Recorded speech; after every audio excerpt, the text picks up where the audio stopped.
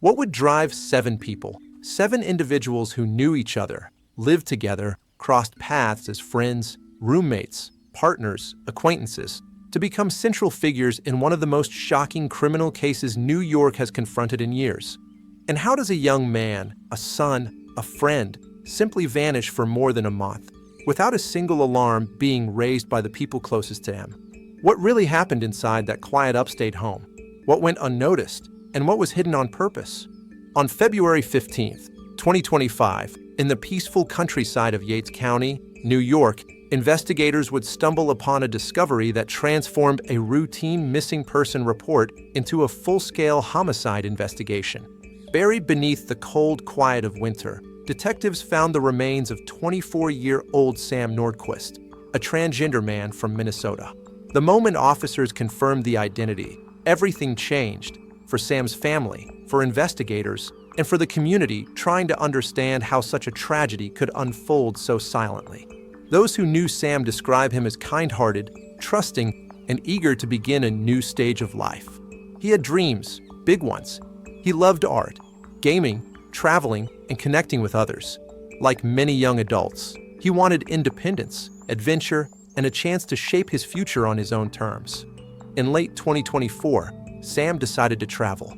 It wasn't unusual for him. Friends say he liked new environments, new energy, and the promise of change. But this time, the journey would lead him far from home, far from safety, and into the orbit of people who would later be charged in connection with his death. By February, when the case finally broke open, a shocking revelation emerged. 7 suspects were implicated. 7 people who crossed paths with Sam. 7 people whose testimonies contradicted each other. 7 people accused of participating in or enabling events authorities later called deeply disturbing and unlike anything investigators had seen in years. Each suspect had a role, whether direct or indirect. Some lived with Sam. Some visited the residence. Others claimed they barely knew what was happening. Their stories formed a web of confusion, denial, shifting blame, and secrets. And through that web, detectives began untangling the final 2 months of Sam's life. A timeline filled with silence, isolation, and unanswered messages that haunted his family back home in Minnesota.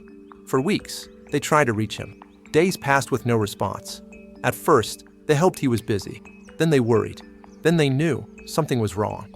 Sam had traveled nearly 1,000 miles to New York. A new place, a new environment, a home filled with people he believed he knew well enough to trust. But trust can be a fragile thing, and sometimes it is placed in the wrong hands. As investigators moved deeper into the case, they began asking hard questions. Why did no one report Sam missing sooner? Why did stories conflict? And why did nearly every piece of evidence point back to a single household? The answers, or at least the beginning of them, would uncover a chain of events that stunned prosecutors, devastated family, and left an entire nation asking the same question. How could something like this happen, and how did no one stop it? This is the story of how a simple trip out of state spiraled into one of the most alarming cases in recent memory, and how 7 individuals became entangled in a tragedy that should never have happened. To understand what happened to Sam Nordquist, investigators had to reconstruct nearly every day of his final months, a timeline that stretched from the quiet days of late 2024 into the freezing heart of February 2025. What they uncovered was a pattern of silence, isolation, and a disappearance that grew more alarming with every passing hour. In December 2024, Sam left Minnesota. For friends and family, it wasn't unusual. He enjoyed traveling, meeting new people, and exploring new places. He had stayed with out-of-state friends before, and this trip seemed no different. His family kept in touch with him through texts and calls. Sam sent updates, photos, and the occasional late-night message about whatever movie he was watching on his phone. No one imagined these would be among the last normal communications they'd ever receive from him. In the first week of January, the shift was subtle. A day without a message. Then 2, a missed call, a read receipt that never changed. At first, his family brushed it off. Young adults get busy, they get distracted, they lose track of time. But as the days rolled on, the silence stretched longer than ever before. By the second week of January, something felt off. This wasn't Sam. His family tried everything: texts, calls, messages through apps. But each attempt led to the same result: nothing. While Sam's family struggled to reach him, events were unfolding hundreds of miles away in New York, events hidden behind the walls of a small residence in Yates County. Sam had been staying with several individuals, people he believed he could trust, people he considered companions. But inside that home, investigators would later discover something went terribly wrong. Detectives believe the timeline of Sam's disappearance began tightening during this period. The silence, the missed calls, the lack of activity on his phone, each detail hinted at something happening long before anyone realized he was in danger. By late January, Sam's family could no longer ignore their intuition. Something felt deeply wrong. They reached out to friends, contacted people who might have seen him, and checked every platform he usually used. But Sam had gone completely silent, digitally and physically. Days turned into weeks. Winter storms swept through the Midwest, and still no word from Sam. By early February, the silence was unmistakable. Sam's family decided to take the next step. They reported him missing. With that missing person report, the wheels of investigation began turning. Detectives started reaching out. They checked bus stations, phone records, and online accounts. What they found, or rather, what they didn't find, made the case even more urgent. There were no recent purchases, no travel movement, no outgoing calls. Sam's digital footprint had gone dark. That location, a quiet home in Yates County, became the focus of attention.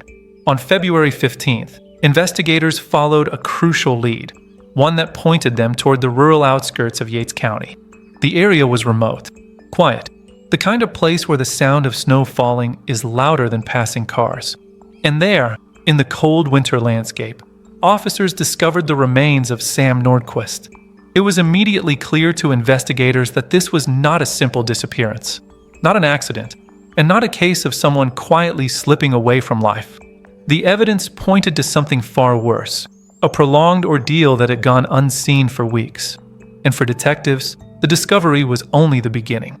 Now, they needed answers. Who was responsible? What had happened behind closed doors? And why did 7 people become part of this unfolding tragedy?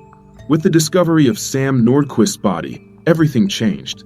Overnight, a quiet missing person file turned into one of the most complex homicide investigations New York had undertaken in years.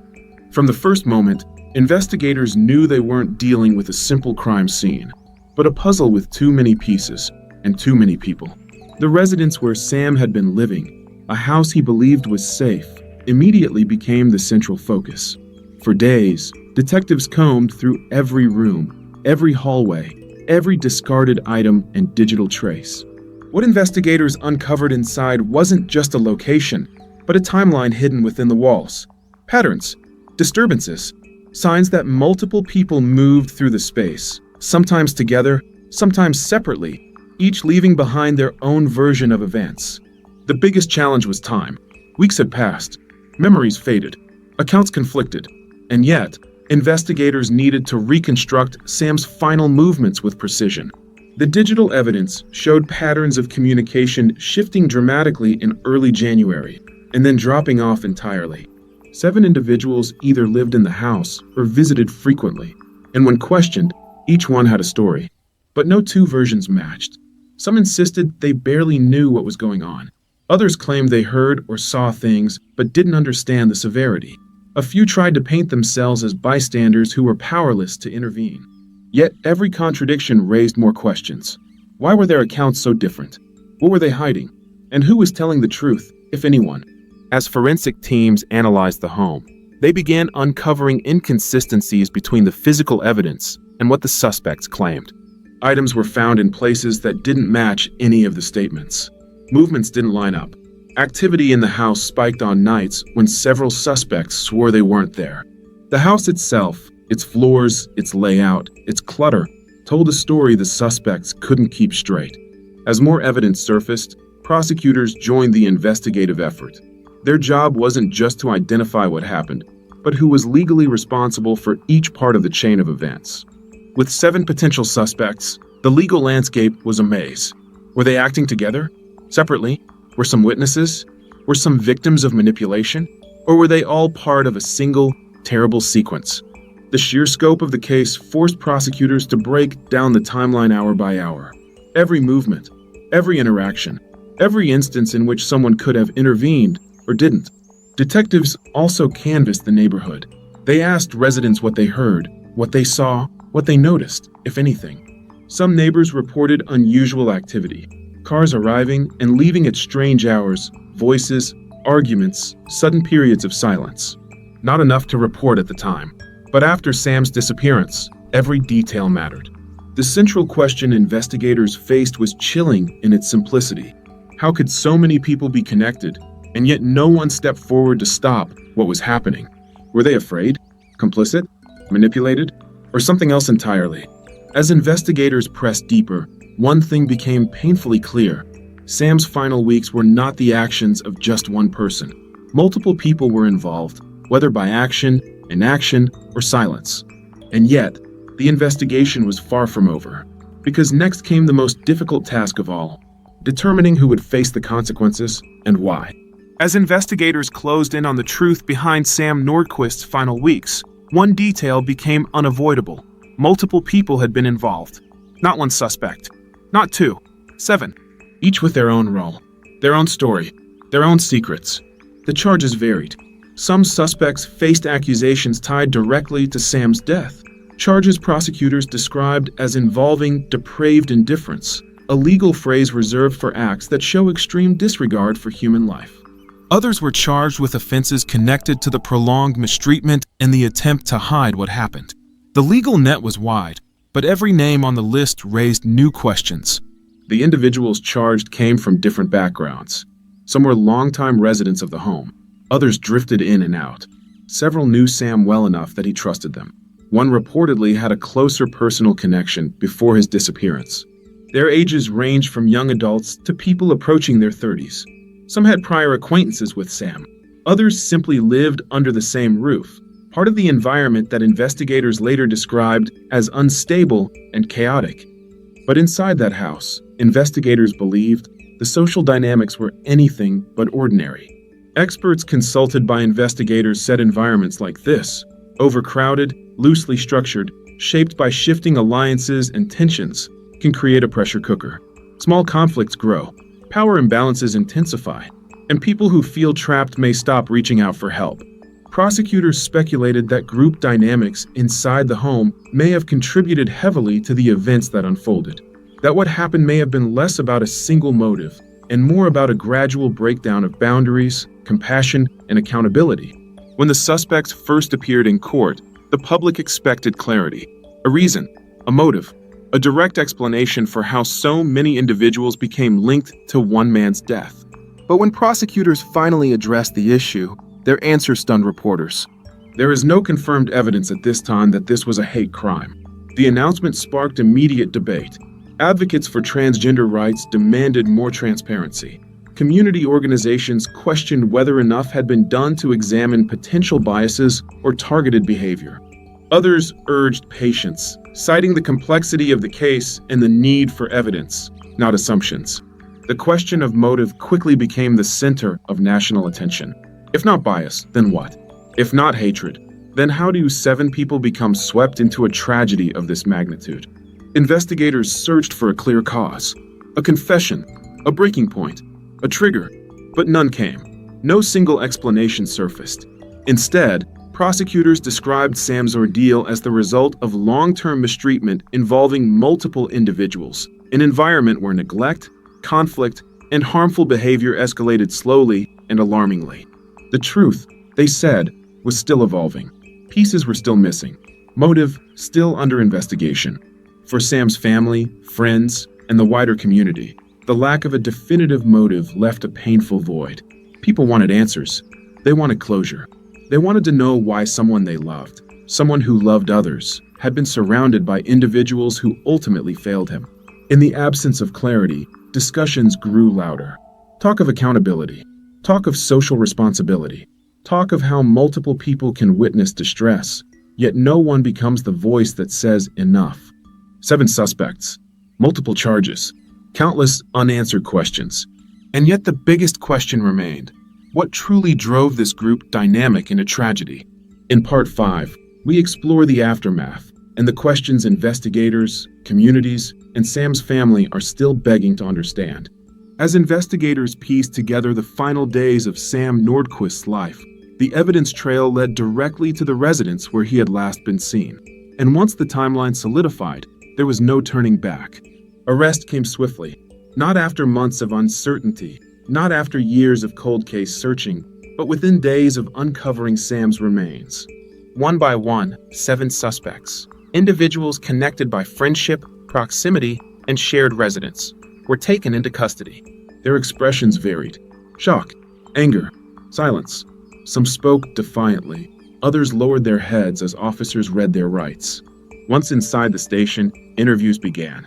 Hours of questioning, conflicting statements, finger-pointing, and long stretches of quiet where detectives simply waited, allowing silence to work as pressure. Some suspects denied any involvement whatsoever, insisting they had no idea what had happened to Sam. Others claimed they witnessed concerning behavior, but were too afraid or too overwhelmed to intervene.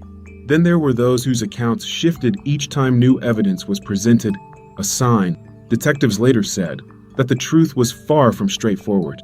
Within days, the suspects were brought before a judge for arraignment. The courtroom was packed, reporters, community members, and supporters trying to make sense of a tragedy that felt almost unreal. Prosecutors did not hold back. They outlined the severity of the allegations: second-degree murder under depraved indifference theories, kidnapping charges, unlawful imprisonment, and multiple offenses related to covering up what had happened. Each charge carried weight. Each one reflected a different piece of the story investigators believed had unfolded behind the doors of that New York residence. The tension inside the courtroom was palpable. Every whispered conversation sounded amplified. Every movement, from a defendant shifting in their seat to a family member wiping away tears, became part of the public record of that day.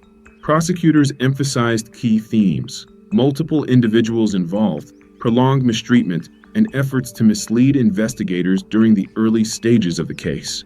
Defense attorneys argued their clients were being exaggeratedly portrayed. They insisted that the investigation was still young.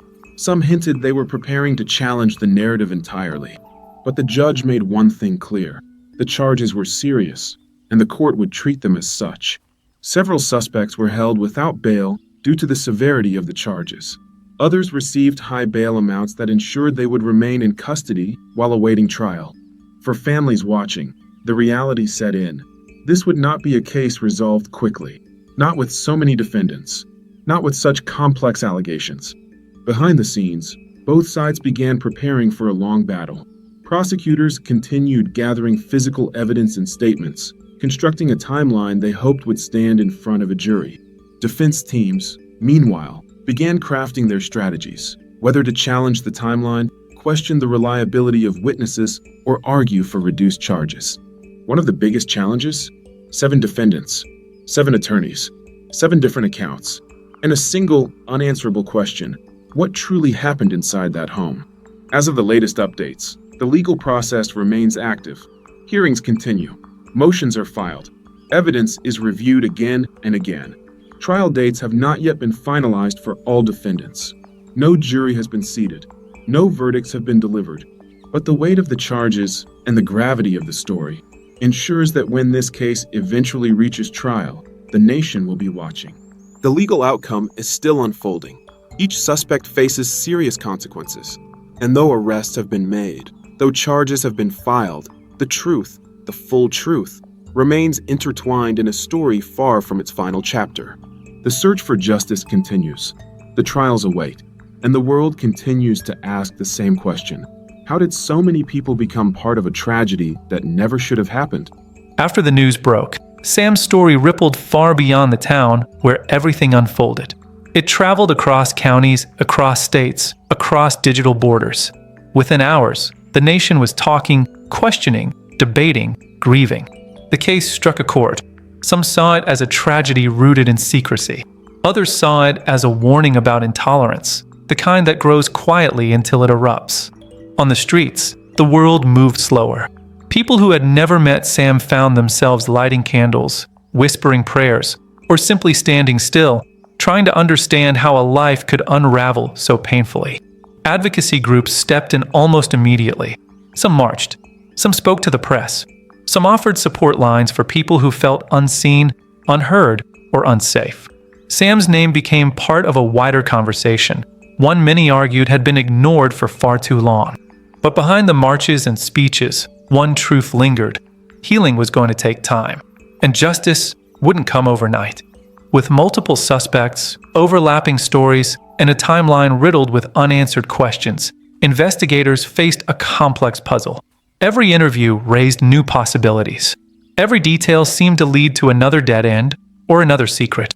For many watching from the outside, the case seemed straightforward. But for the detectives, nothing felt simple. Motives overlapped. Allegiances shifted. Truths clashed with lies. And not everyone involved appeared ready to speak. How did so many people become involved, yet the truth stayed buried for so long? Why did no one speak out sooner, when the signs were right there, hiding in plain sight? And the question that haunts the public the most: could Sam's life have been saved if someone had just stepped forward? Sam was more than a headline, more than a case file or a trending hashtag. He was a friend, a classmate, a member of a community. He had dreams, ones that now remain unfulfilled. And for those who cared about him, the world doesn't feel the same. Some are grieving. Some are angry. Some carry guilt they don't speak about, wondering if they missed a sign, a moment, a chance to reach out. As the legal process continues, the public waits. Evidence is still being reviewed. Statements are still being examined. And the full truth, the complete truth, remains just out of reach. But even without every answer, the impact is unmistakable. Sam's story is being taught in classrooms, analyzed in community forums, and discussed across social platforms. It has become a symbol of vulnerability, of resilience, and of the profound consequences of silence. Advocacy organizations have since pushed for stronger protections, better community support systems, and clearer channels for reporting threats or harassment. They say Sam's memory must mean something, not just in grief, but in action. His story stands as a reminder that cruelty often grows in silence, that fear thrives where compassion is absent, and that a single voice, one person choosing to step forward, can change everything. May Sam's memory guide us toward vigilance, understanding, and the courage to care, even when it isn't easy, even when it feels uncomfortable, even when speaking up might change everything.